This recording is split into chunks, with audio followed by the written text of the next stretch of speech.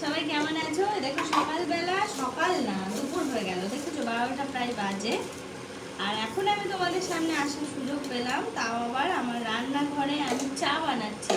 চাটা শুধু মানে নর্মাল চা না, এর মধ্যে অনেক কিছু রয়েছে, অনেক কিছু। কারণ আমার ঠান্ডা লেগেছে, ঠান্ডাটা যাতে একটু কমে সেই ব্যবস্থাই করছি। এমনকি রাম তুলসী, তোমরা হয়তো অনেকেই চেনো, রাম তুলসী পাতা, আদা, গোলমরিচ, লবঙ্গ, তেজপাতা, দারচিনি, এই সমস্ত কিছু দিয়ে এরকম হামাল দিস্তায় আমি পেস্ট করে রেখেছি।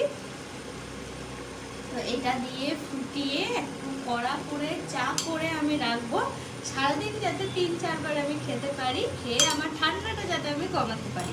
তারপর আমার ডক্টরের কাছে যেতে একটুও পছন্দ হয় না, একটুও ভালো লাগে না। এমনকি আমার কোনো রকম কোনো মেডিসিন বা ওষুধ বা যাই বলো না কেন, তো কিছুই খেতে ইচ্ছা করে না আমার। ওই যে সিরাপ ফিরাপ হাঁটা ব্যথা যা দেয়, কিচ্ছু খেতে ইচ্ছা করে না আমার।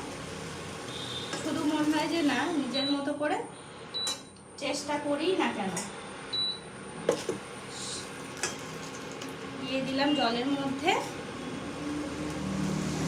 এবার ফুটতে থাকুক। এর মধ্যে দেব চা। চা দিয়ে দেখো, চাটা আমি তো আবার 2